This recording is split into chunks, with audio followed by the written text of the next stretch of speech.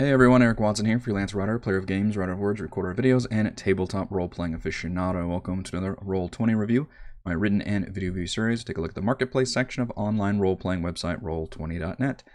For this video, I'll be reviewing the D&D 5e sourcebook and campaign adventure Strixhaven, a Curriculum of Chaos, designed by Wizards of the Coast and adapted to Roll20. A review copy has been provided for the purposes of this review. If you enjoy my videos, consider supporting me via patreon.com/Rogue Watson. As you've probably guessed, Strixhaven is a magical school, part of the magical school genre, a la Harry Potter or that school from the Kingkiller Chronicles. And not only is it a source book that draws from Magic the Gathering's rich setting, which means we get a very detailed, evocative, cool fantasy world. It takes place in this extra plane with all these hugely diverse creatures and people from just across the multi-dimensions coming together to learn and party together and develop all these relationships and fun things that you do at a university. But it also has really great artwork as befitting Magic the Gathering. The quality of handouts, player arts, the new portraits we get are really, really phenomenal. But does it actually translate into... So it's a good setting, but does that setting translate into a good adventure? And most of the time when we get these source books, we usually only get like the one, like an introductory level 1 adventure, right? Like in Guildmaster's Guide to Ravnica, which was another D&D source book that was adapted from Magic the Gathering. It was a whole lot of information about the different factions and guilds and things, and only like the one level 1 adventure. That's not the case in Strixhaven. We actually get a full level 1 through 10 campaign divided up into 4 individual modules, which can actually be added a la carte because of the way the Roll20 add-on system works, individually to any other module. So it really breaks them up. So, and each of those is at least as long, if not longer, than any one of those normal introductory adventures would be. So we almost get like 4 times the amount of adventure content, which was a huge thumbs up. Now, I'll get into these specifics about how I feel about these adventures and how well they actually work, but automatically, content-wise, I think it's a lot. It's very, very impressive. And I think, magical school genre is still a pretty cool one. And unlike, those other which are like K through 12, I do think having the university angle is a little bit different and allows for a little bit more fun and, say, adult storytelling, but, something that might be more fun for young adults to portray as versus if you're like children at a school, for example. So what do you get in the Strixhaven Curriculum of Chaos bundle on Roll20? You get those 4 adventure modules, which can be added separately as add-ons. They include 7 isometric region maps, which are basically your campus and college maps, 2 10-foot maps with 5-foot subdivisions, only one of which has color, 17 5-foot maps, which is awesome, but only one of those has color, which is a huge bummer. We'll get into that in a second. I will show you what the maps look like. Over 40 magic items, almost all of them, from what I can tell, come from the Dungeon Master's Guide. Over 100 NPC and monster character sheets and tokens, including at least 40 new monsters and NPCs that are added from Strixhaven, I believe. 18 named NPC students, each of which has 3 different stat blocks for their first year, second year, and third year. So depending on if you want to make them at the same level of your players or a little bit more advanced than your players, depending on if you want them to be a friendly rival or a more powerful rival or a older, sibling relationship or a romantic relationship. You can make all these different, and there's a whole different section on how to craft relationships out of these NPCs, but they are very well designed. I'll go through those NPCs later on. Over 75 player art handouts, which are amazing, not even including all the monster art handouts, by the way. Pretty much all of those monster character sheets also have handouts attached to them and the tokens and everything. Over 20 rollable tables and macros, and various relevant supplemental handouts from the Dungeon Master's Guide. We also get new things added to the Strixhaven Compendium, and thus should get automatically added to the character monster, which is one new race, the Owlin, which are owl people, humanoid owls that are really basically the same as Aarakocra. They just have the flight. They have the flight's the exact same thing. We can go over them in detail later, but there's really not much to... They're not that exciting. Sorry, owls. 5 new backgrounds, 1 for each college. I think those are pretty exciting. We'll definitely go over those. 6 new feats, which are tied to the backgrounds, and 5 new spells, 1 for each college, and a token art pack with over 100 tokens. This is easily the most impressive player art token pack that I've ever seen, which if you don't know what those are, Basically, whenever you purchase any of these bundle packs on Roll20, they are added into your art gallery, which you can then open up under your marketplace purchases.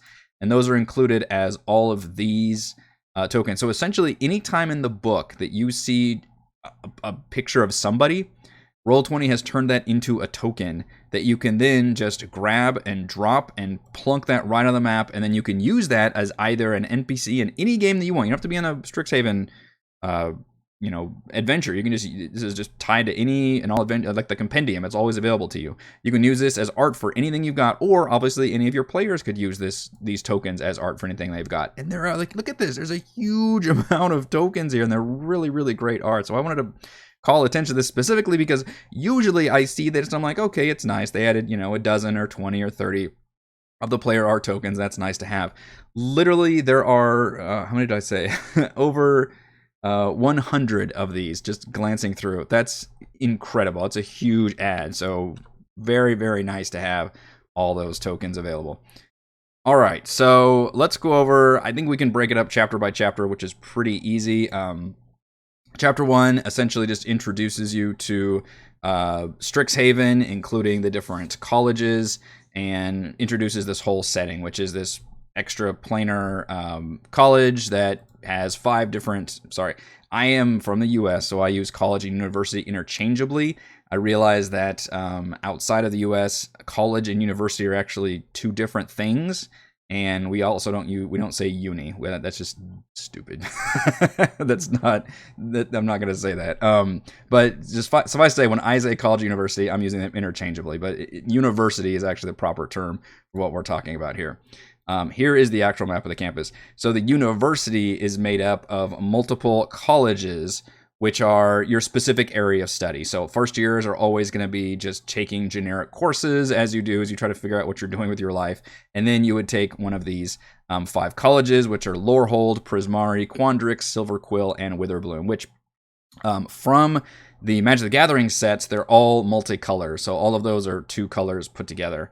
I think I wrote down what those actually were. Yeah, so Quandrix is green and blue, Silverquill is black and white, Witherbloom is black and green, etc., etc. So they all have different combinations together, and they're all based on different duologies or dichotomies of whatever that thing is. So I guess we can go ahead and go over those. But this is the example of the one campus map you get, which is fine. It's not as compelling as some of the other art maps I've seen. I mean, it's a nice, like, kind of fun brochure art, but it's not like an official art that I want to, like, stare at for a long time. It's not like an official cool looking art job.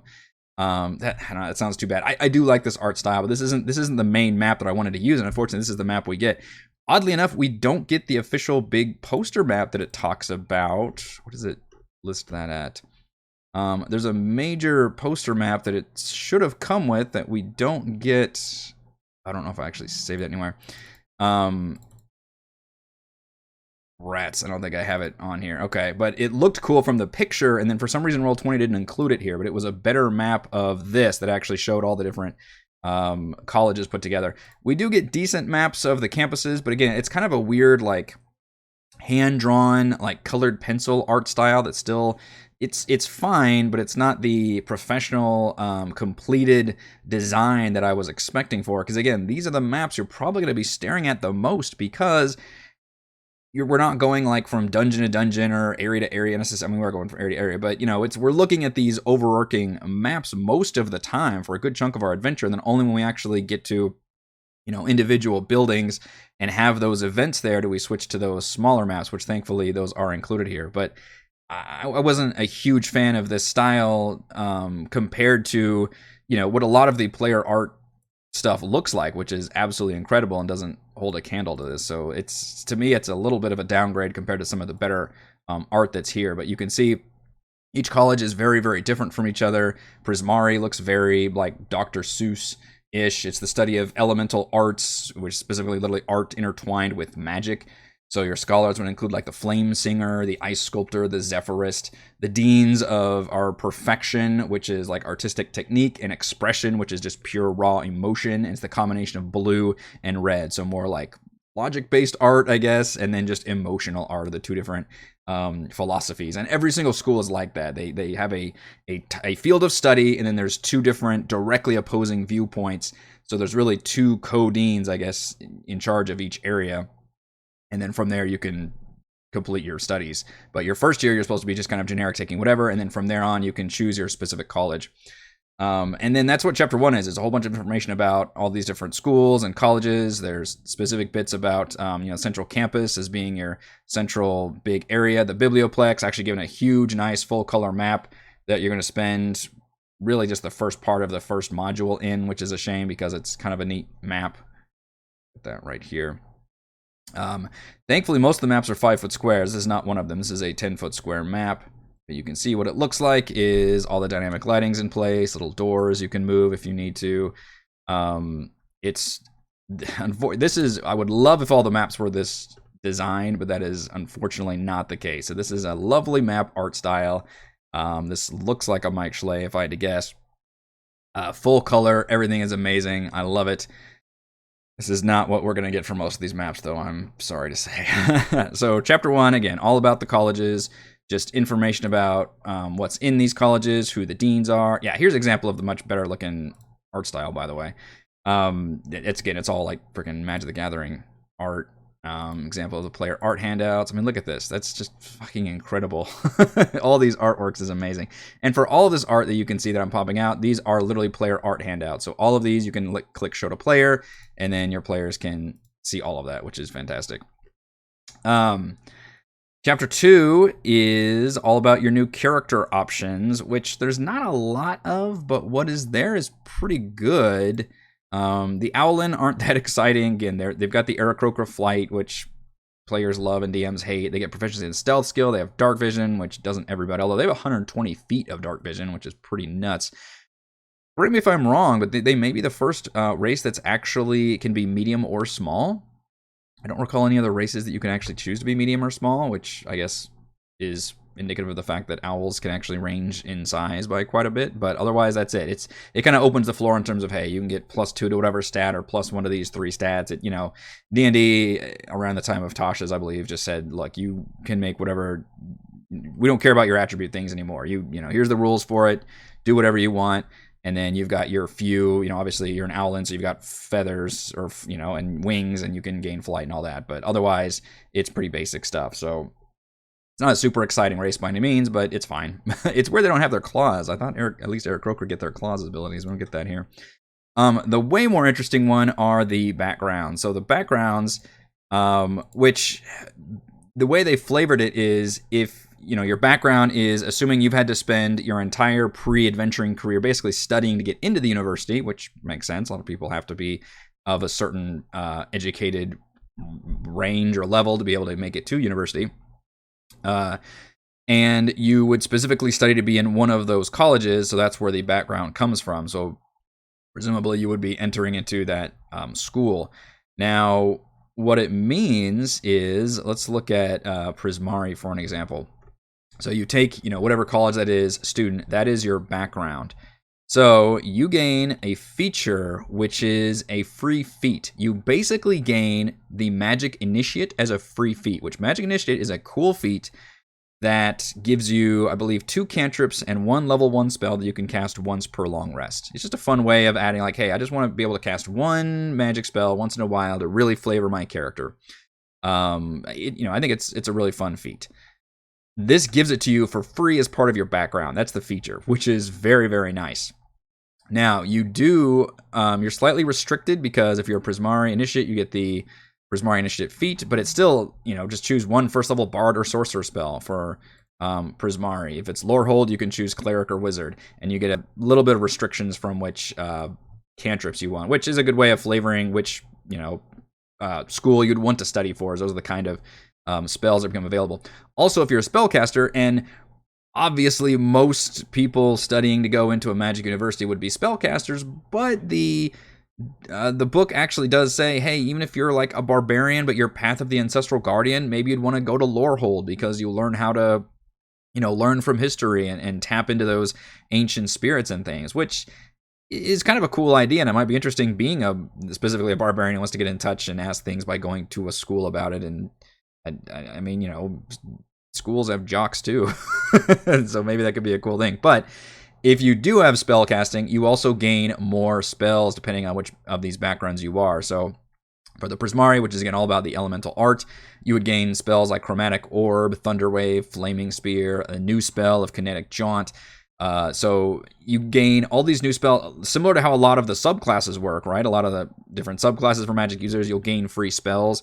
This one gives it to you right at the start with your background, and you get the free feat as a background, which gives you additional spells. That is all kinds of very, very powerful. You also get free trinkets and additional personality trait that, of course, could very much tie into being in a magical school. So I thought those backgrounds were fantastic. A great way of really flavoring the play and getting the player characters invested in going to the school, not only from a power level standpoint, but also from a role-playing standpoint.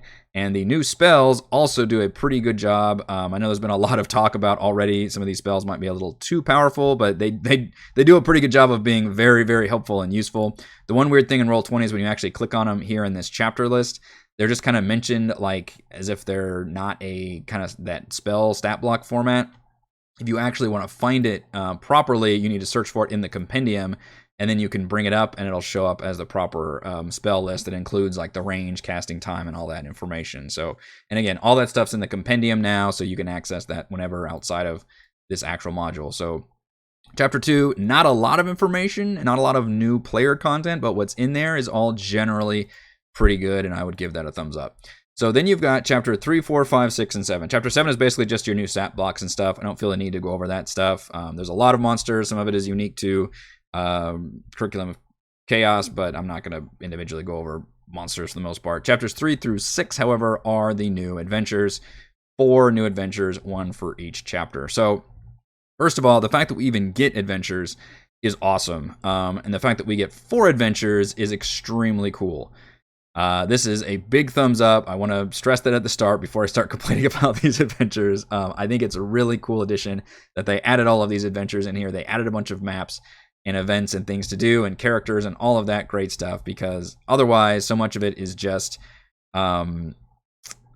it puts a lot of work on DM, and you know, a lot of DMs want to work that way, right? They just give me all that information, I'll build the campaign myself. Whereas me, if I'm being honest, I would much prefer to see how somebody creates an adventure out of all these things, and then I can tweak things and change things and move stuff around as I need to and build from there, or, you know, copy some stuff, take others. I would rather kind of reverse engineer rather than start from scratch, if that makes sense. That's my preference. So I really like having pre-built adventures. Pause for dramatic effect. That being said, I will say the latter half of the modules are way better than the first half. When I first started reading through and dissecting these adventures, I was very disappointed. I thought they were lacking in agency. The narrative was just not there. There was no real villain. No sense of... With the pacing is very tricky because, by the way, each of these 4 modules is supposed to take place over an entire campaign school year, so that, you know, it's a 4-year university, so by the time you finish the 4th one, oh, what coincidence, we're graduating. We've saved the day and we're also graduating like the next day, to try to pace it correctly. But that's also a weird way of pacing an adventure, because what ends up happening is it's just a sequence of events that happens, you know, weeks apart from each other, so it's hard to create any kind of narrative pacing with that and sense of urgency. And then all of a sudden things, what it does is it means your players aren't really doing anything. It's just that the DM is plucking them along to each individual thing and telling them, okay, now this is happening to you. Okay, now you can go to these, go do this event, and then this happens. Then you can go to this event, and then this happens. It really prevents the players from being able to go and do things pretty much on their own, with the exception of really the 4th and final one finally opens things up. Kind of like the way the Harry Potter narrative works as well, where it starts out, they're very structured with like, okay, we're going to go there, we're going to go to the school, weird shit's happening, we're going to investigate it, and then we get to the end, and then we go back, then there's a villain, and we defeat the villain, and blah, blah, blah. And then by the time you get to like the latter ones, it's like, oh shit, we're not even at school anymore, we're just doing our own thing, we're going around finding Horcruxes and all that. This one kind of plays around with that a little bit, but unfortunately it also means that the first like 2 are really not that exciting. And what makes it worse are the maps are just very disappointing too. So I'm going to go over them semi-briefly here if I can. Campus Kerfuffle is designed for, first of all, there's an overarching, I'm kind of skipping through the tracking and some of the, I will go through the extracurriculars and jobs and things. I think that is actually a huge plus to this adventure. So each one, here we go, this is what I was looking for. The first one is designed for first level and will get you to third level, and then you'll level up to fourth at the end. And then the second adventure is designed for fourth level. You level up to sixth at the end.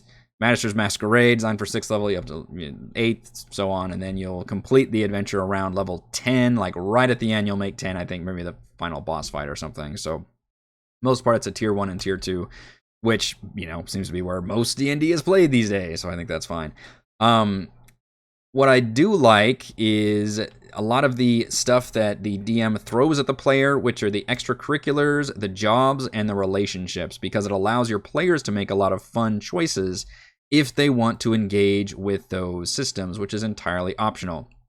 So what it does, it lets your players join all these different fun clubs like you would expect in university. So there's sports, there's band, there's religious faith organizations, there's a LARPing guild, live action role playing guild, cheer squads, and horticulture squad, historical society, dragon chess club. It's all fun stuff, and then they all involve different NPCs that your player character interact with, and then those NPCs could be rivals or friends or romantic partners or whatever else you want to try to create. And these are the relationships that you can form. And what's interesting is whether you form friendly or rivalrous responses, those both can give you different things you can use. They can give you boons and banes, which can affect your entire, just your way of life at the school, basically. So you can already see if this kind of thing excites you, then I think this entire campaign should go pretty well.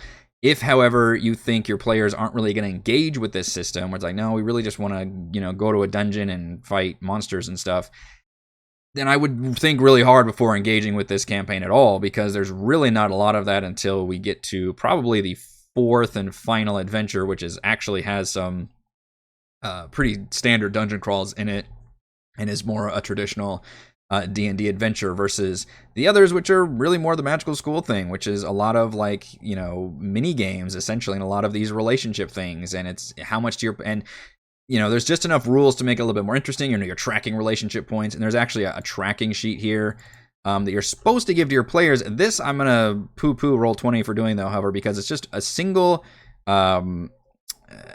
thing here in the journal, and what you're supposed to do, because if you click edit, you can actually fill in the boxes down here individually, which is good. You're supposed to give these one to all the players, though. So I feel like they could have done a better job of doing that by having just this part, like these boxes, be separate handouts that you can then give to your players and then assign to them.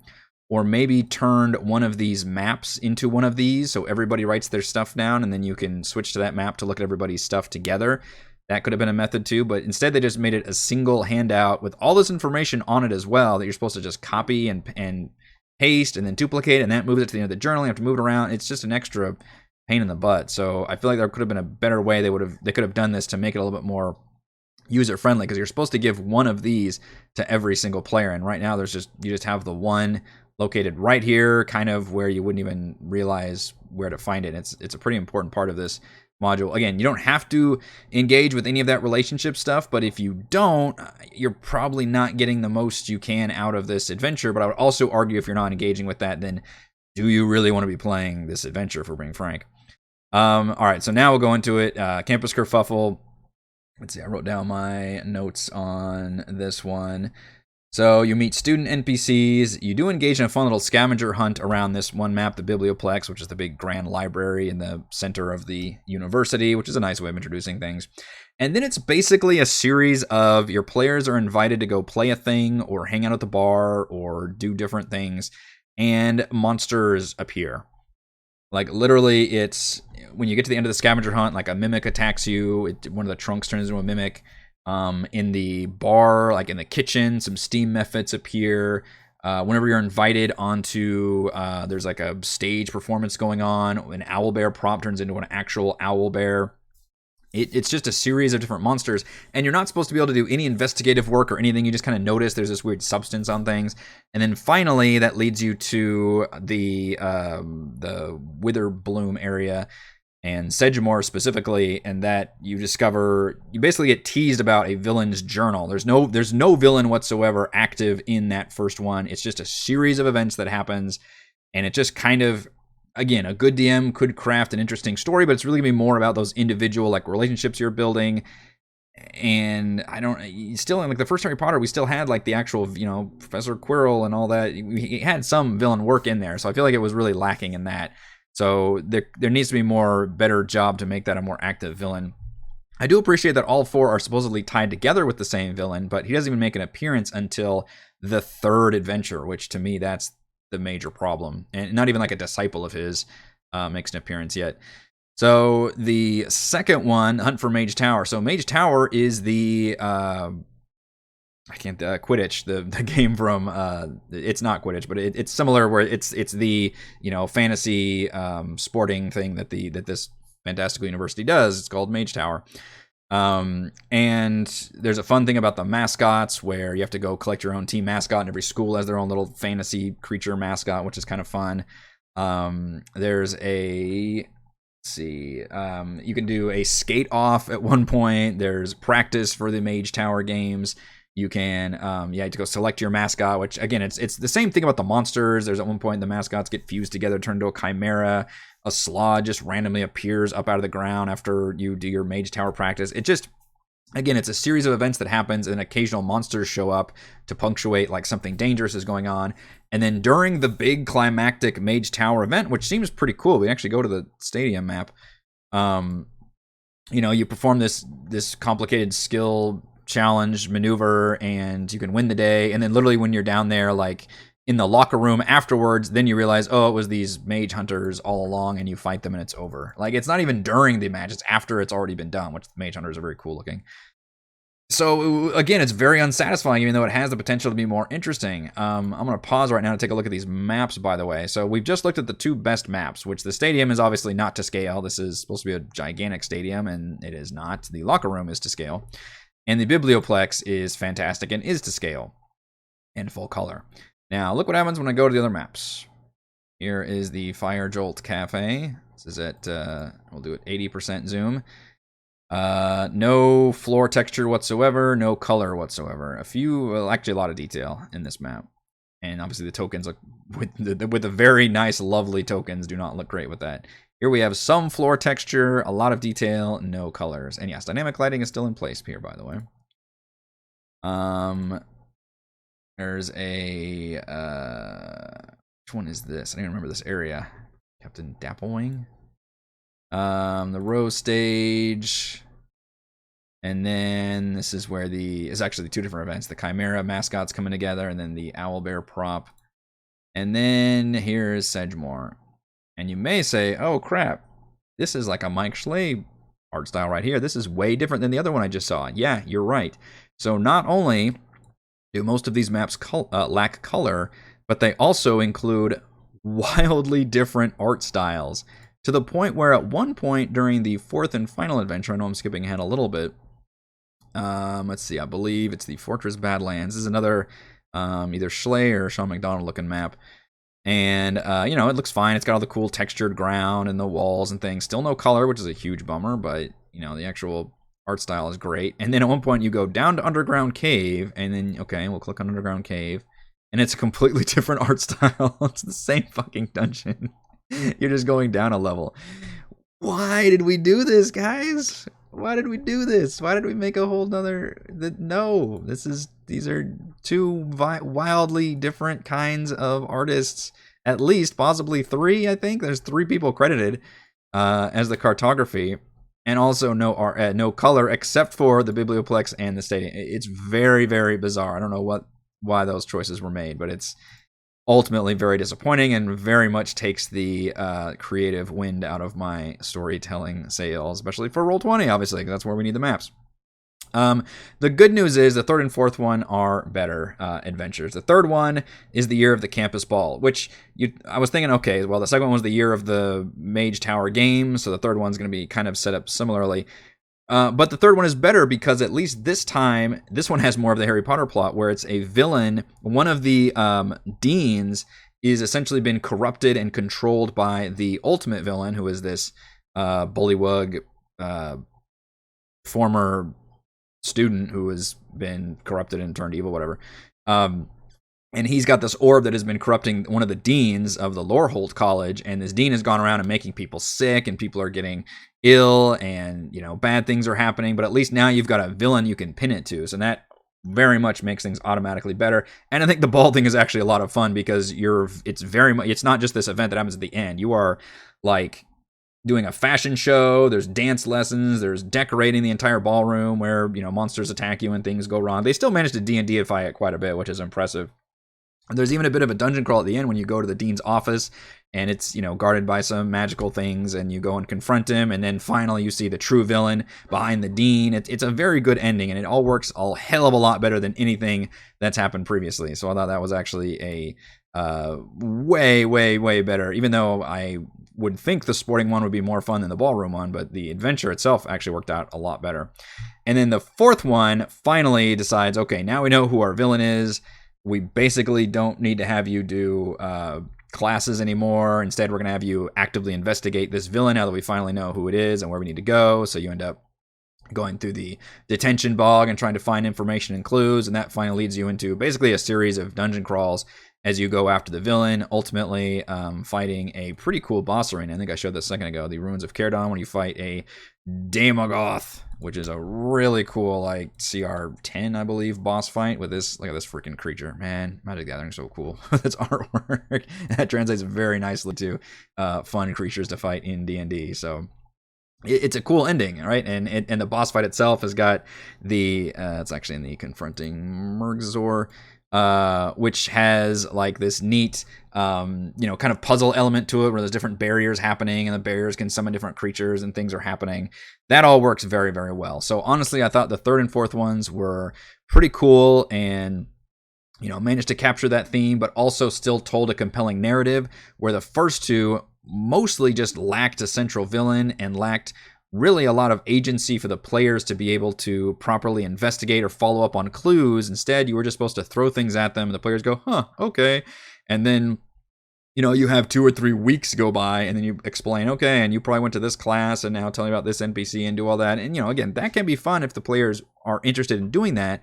But at least my group would be like, well, wait a minute, we want to follow up on this and investigate that. And I don't feel like there's really any of that until you get to the third and fourth adventure when you're properly things have gone more to a headway. So I guess my biggest problem is I don't feel like the first and second one have a good enough beginning, middle, and end to them in their own little modules versus the overarching campaign. And the pacing of having this tiny, relatively small module last the course of a year is very awkward because, for example, we're running our Rime of the Frostbane campaign right now, and we've gone, through so much of the book's content, like half of chapter 1, half of maybe a third of chapter 2, which is, again, those huge open world, 10, module size things by themselves. And it's been like an in-game week, right? Literally, they've done 7 long rests or something. And that's how you can keep that narrative agency up. Whereas here, it's literally one event happening every, month or something. It feels a very strange way to try to string together D&D, but not one that, somebody might be able to do it out of that. I don't know if I frankly could, but I will say at least the latter two were better adventures than the first two, just judging on that. The good news is, again, the actual NPCs are involved. If you want to include those relationships, you can. If you don't, then they pop up in other areas throughout the narrative a few times. They'll be in the detention area, or somebody might be a slightly more important character, but for the most part, the DM the designer kind of wants you, the DM, to pull these characters and really use them, if your players want to use them, as either friendly relationships or those rivalrous relationships. And they all include these really cool information about them, who they really are and what they're basically, not quite their traits, bonds, and flaws, but enough information to build off from there, their extracurriculars, their jobs, and then the boons and banes you get if you are friendly with them or if you end up having them as a rival. And they're all really, really great. Again, there's 18 of them here. And they all include 3 different stat blocks for years 1, 2, and 3 if you wanted to make them a little stronger than your players or not. Although I think by the end they are level, let's look at an example, CR4. So it's going to be hard to scale that up by the time your players are graduating probably. Let's go over my pros and cons for the Curriculum of Chaos. I think we're ready to wrap this thing up. So pros, we're going to switch to a different map if we can. Oh, I know we can switch to pro, helpful Dungeon Master tips for Roll20 users. So this is something they added, I believe, in Wild Beyond the Witchlight, and it looks like it's going to be a standard from now on, which is, even if this isn't your first rodeo with the Roll20 module, these are just a lot of really helpful tips on how to get the most out of the Roll20 adventure with things that you might not be as familiar with. Like, you know, a quick way of opening character sheets by just clicking on the token, how to access the compendium, how to quickly roll initiative, how to access the item art handouts, how to look at characters from the token point of view so you can see what the players can see, how dynamic lighting works. All these different helpful things is just a very helpful way of running your Roll20 adventure. And even as somebody who's a veteran who has been running games on Roll20 for years and years, this information is still good to have. So thumbs up on including that. Pros, powerful new backgrounds, feats, and spells tied to each college of Strixhaven. Essentially a thumbs up to that full chapter 2, which doesn't include a whole lot of information, but what's there is very, very nice. Pro, full level 1 through 10 campaign spread over 4 individual modules, which can be added to Roll20 a la carte. So not only does it have way more adventure content than we usually get, but they went the extra mile and you were able to add each one of those individually into an existing campaign. If you wanted to just kind of add one in there, this would be a very hard one to drop in, right? Because they all take place in and around this entire university, but maybe your players are already level 6 and you're like, well, maybe they just want to visit this college for a different reason, and then I can include this, you know, adventure as another ongoing thing. That would be one reason. Or you can do like I did here, which is added as a complete module on its own. Pro, breathtakingly fantastic character art and handouts as befitting Magic the Gathering artwork. I probably didn't show enough of this, but we'll just glance at some of these. There's a stadium. Oh, that's so cool. That's the actual stadium size right there, by the way. Look at I just love all of this art. Is so good. There's the pests. It's fantastic. I love all of these. So any piece of art that's included in the book is basically included as a handout that you can show your players right here in the journal, which is easy to find. And pro, huge amount of player art tokens. A thing I showed right at the beginning of this review. All of that art also translates into really great looking tokens, which I appreciate and is a hugely nice add for this Roll20 bundle. Cons, there's no poster map. I was hoping, I meant to save it, but you know what, I might be able to. Welcome to Strixhaven. I really wish I could find that before I stop this view, which of course I record. It's not, so this is the one that we get, right? This is the one that we get as a map, but we did not get. I wonder if it's down in the actual chapter 3.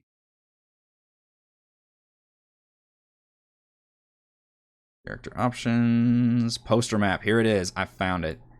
So this is the map I'm talking about. We did not get this in any of the Roll20 maps, as you can see up here. So I thought that was a huge oversight that I put as an official con, because this is actually a better map that I would have appreciated being able to show my players as their big introductory, you know, thing about this is what the world looks like and this is what the college looks like and how different each of these different individual colleges, and they create their own little biomes around them. It's very impressive and cool, but we don't get a big version of this map, which is a huge bummer.